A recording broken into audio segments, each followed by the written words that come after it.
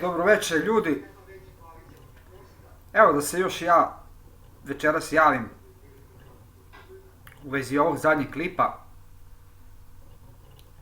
Mi smo ga naravno snimili, bio je više od 12 minuta, ali previše je bio zahtevnog kapaciteta, oko 1,5 GB, pa ga nismo mogli komplet završiti i ja sam stavio nekih 7 minuta snimak, tako da eto sad se izvinjavam, sljedeći svaki snimak će biti ceo stavljen i onda ćete vidjeti komplet.